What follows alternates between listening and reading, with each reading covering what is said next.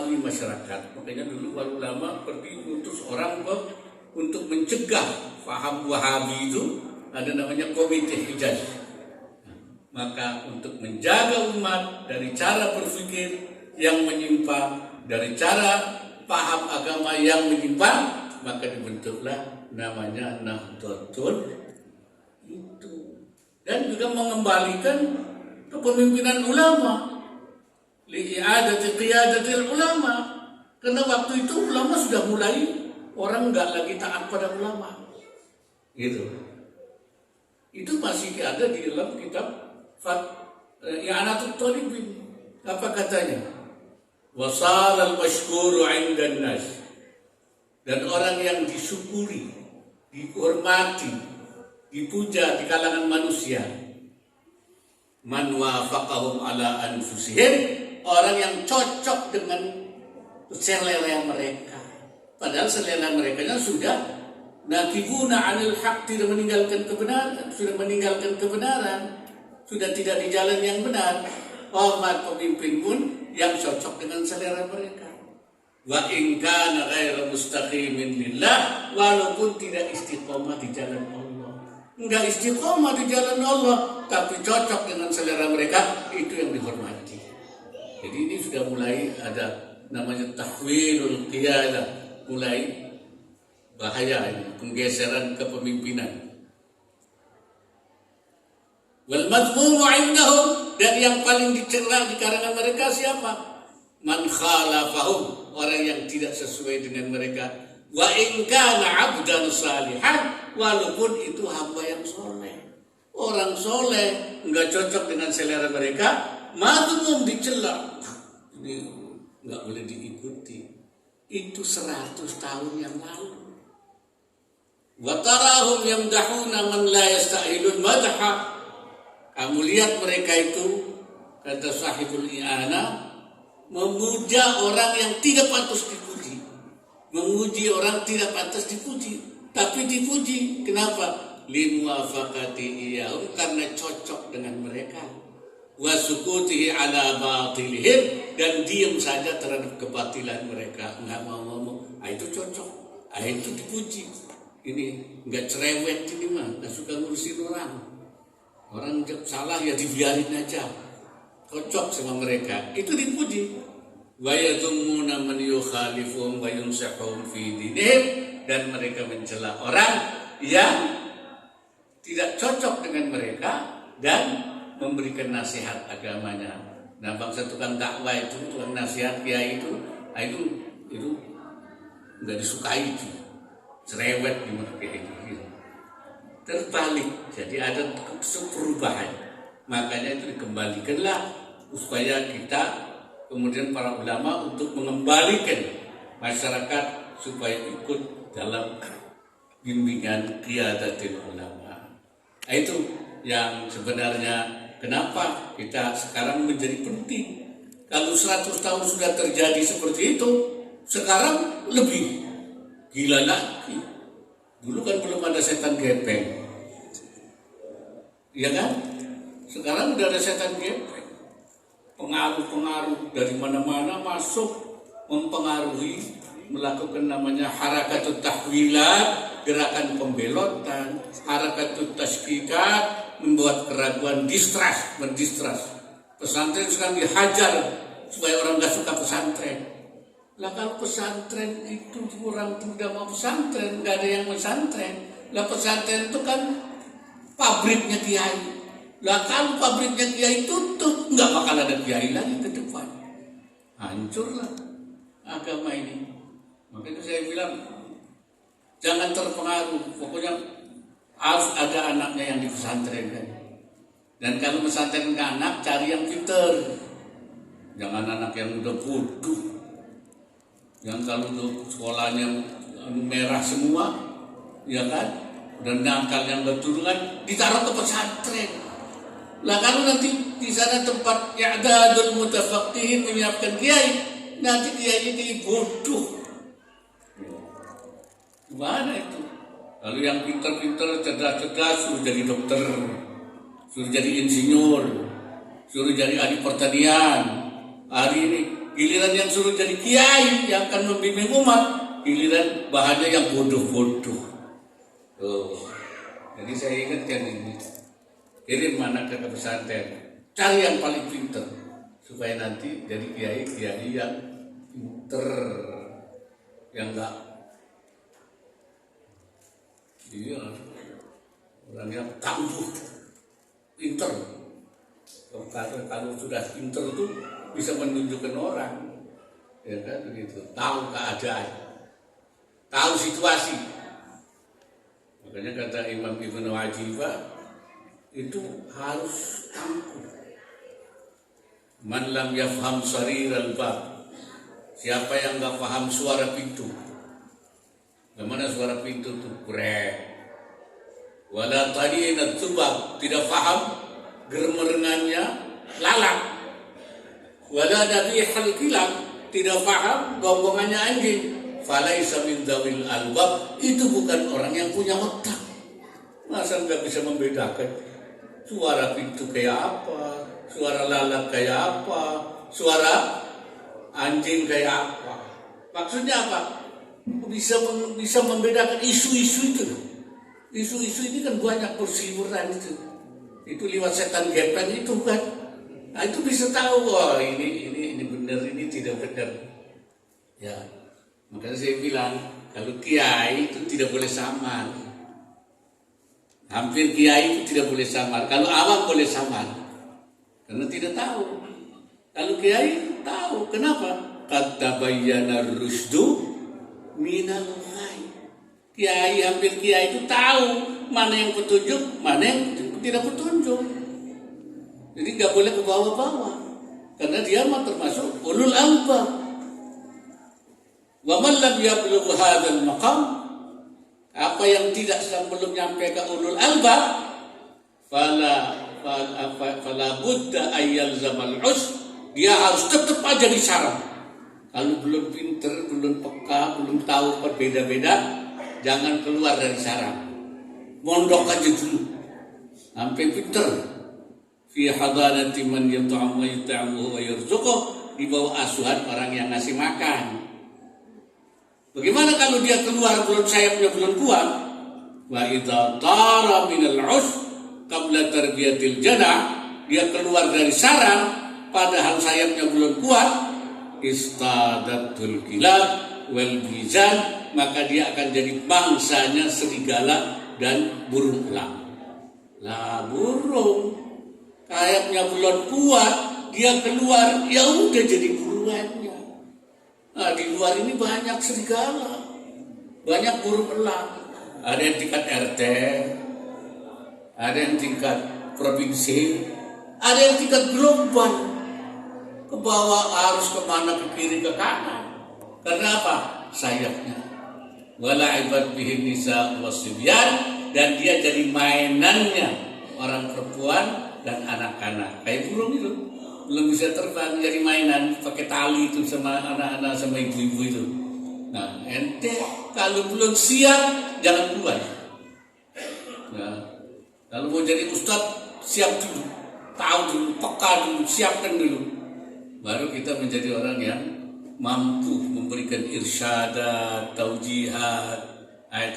Jadi pentingnya kita punya para ulama, para asatidz yang tangguh, terutama sekarang ini karena menghadapi berbagai tantangan. Namanya disrupsi informasi, ya, masih informasi yang merusak, yang itu menghancurkan, mana yang benar jadi salah, yang salah jadi benar. Ini namanya iltibas. Saya nyebut sekarang ini zamanul iltibas, zaman kesamaran. Oleh karena itu, alhamdulillah dengan diresmikannya masjid ini, dengan para ulama, para kiai, sehingga mudah-mudahan ada bisa tapi jangan bikin masjid itu kayak orang bikin burung batang. Burung batang. Giliran bikinnya rame-rame, giliran suruh masuk gak ada yang mau, sepi. Iya, insya Allah kalau masjid di sini insya Allah enggak ya, insya Allah rame, mudah-mudahan, apalagi tempatnya rame, Mudah-mudahan semua jangan terkena tadi pengaruh setan dan sebagainya itu, sehingga mudah-mudahan ini menjadi tempat pusat di mana orang. Kenapa? Karena kalau kita umat Islam itu, katanya Allah dalam Al-Quran, katanya istajibu lillahi walir rasuli idza da'akum lima yuhyikum. Penuhilah panggilan Allah dan Rasulnya untuk menghidupkan kamu. Nah, kita ini udah hidup. Suruh manggil panggilan Allah supaya hidup. Berarti hidup kita ini belum hidup betulan. Hidup betulan itu kalau kita sudah memenuhi panggilan Allah. Itu menurut Al-Quran. Jadi kalau orang belum jalanin Allah, itu belum hidup.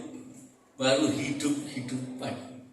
Jadi belum al-hayatul abadiyah namanya. Hidup abadi atau hayatan tayyibah. Yaitu hidup dalam keadaan yang baik. Itu kalau kita di jalan Allah. Ya, jalan Allah itu makanya disebutnya ya orang yang dalam surat wal asri itu innal insana lafi khusri. Demi masa manusia itu dalam kerugian. Masa mana? Masa di situ artinya sepanjang masa. Fi asrin minal usur, semua dari zaman Nabi Adam sampai zamannya Adam balik ya. Sampai Adam yang lain dah. Itu semua dalam kerugian. Illal ladzina amanu, kecuali orang yang beriman wa amilus salihat. Amilus salihat itu artinya menjalankan perintah Allah. Amal saleh itu amal apa? Ibadatan, ibadahnya menurut jalan Allah. Wa muamalatan, dan bermuamalahnya. Muamalah itu transaksi ekonominya, itu muamalatan. Wa akhlaqiyatan, dan akhlaknya.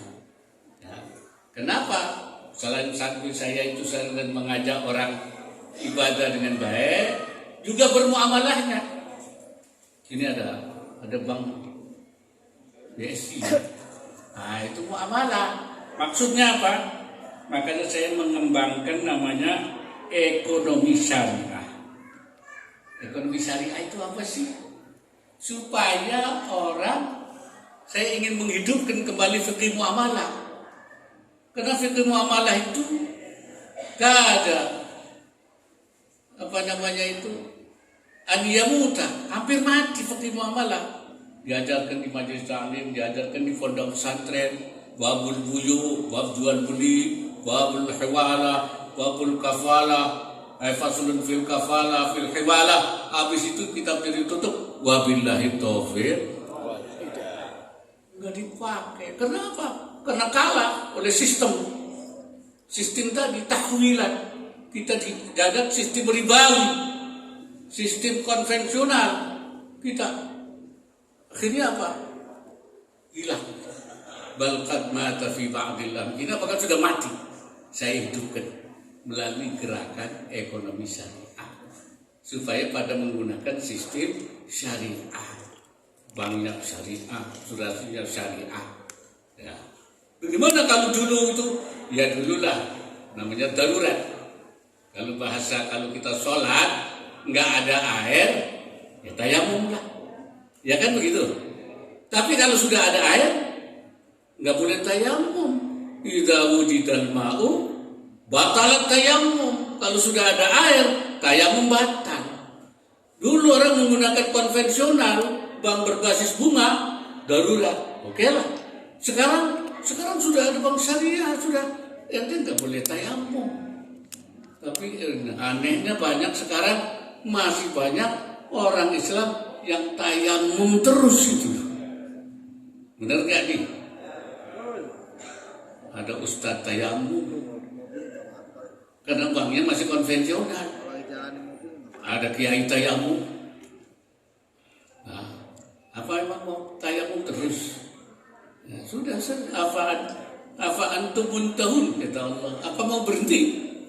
Saya ingat ayat ini tentang orang yang soal judi dan minuman keras. Pertama, Allah mengatakan judi dan minuman keras itu ada manfaatnya, ada mudaratnya. Mudaratnya lebih besar. Wa itsmuhuma akbar min naf'ihima. Yang kedua, dilarang sholat. Wala taqrabus salata wa antum sukara. Jangan kamu deketin salat ketika mabuk. Terakhir, innamal khamru wal maisiru rijsun min amal syaitan. Fajtanibu, jauhi semua, total enggak boleh. Belakangnya Allah mengatakan, "Afa antum muntahun?" Apa kamu mau berhenti? Nah, pertanyaan. Jawabnya apa? Para sahabat waktu itu di Madinah, itu minuman kerasnya itu bukan botolan, geribahan. Geribah itu satu sapi kulitnya diisi. Itu kalau kita bilang di sini bergentong-gentong. Tapi ketika itu langsung ketika Allah mengatakan, "Afa antum muntahun?" Apa kamu berhenti? Apa jawabnya? Naam ya Rabbi. Iya. Intahaina ya Rabbi. Kami berhenti ya Allah. Al-ana ya Rabbi. Sekarang. Enggak pakai kayak orang Betawi nembak tar. Jadi begitu pertanyaan mau berhenti enggak? Siap. Ya. Naam ya Rabb. Intahaina ya Rabb. Kami berhenti. Al-ana ya Rabb. Sekarang. Tanpa min ghairi tawaqqufin. Ini kalau orang sudah hatinya, imannya sudah masuk. Nah kan sekarang saya tanya, apa masih mau tayamum?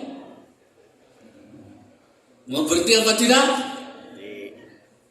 Jawabnya, na'am ya Rabb, intahaina ya Rabb, al-ana ya Rabb. Insya Allah mulai besok semua berhenti tayamum. Amin ya Rabbal. Itu namanya kita amanu wa amilus salihat ibadatan wa amaliyatan wa muamalatan wa akhlaqiyatan. Semuanya kita kembali di jalan Allah. Insyaallah kita tidak termasuk la fi khusrin. Amin ya Rabbal. Karena itu saya kira itu saja yang dapat saya sampaikan. Mudah-mudahan masjid ini menjadi tonggak, menjadi pusat pembinaan untuk mengarahkan umat, irsyadat wa taujihat, sehingga kita berada di jamil. Kalau bahasa sekarangnya itu way of life, jalan hidup baik. Namanya itu Allah wish kita hidup di jalan Allah Subhanahu wa ta'ala. Aqulu qawli hadza wa astaghfirullahal azim. In uridu illa al-islah wa ma taufiqi illa billah. Hadana Allah wa iyyakum ila aqwamit thariq. Wallahu al-muwaffiq ila aqwamit thariq. Assalamualaikum warahmatullahi wabarakatuh.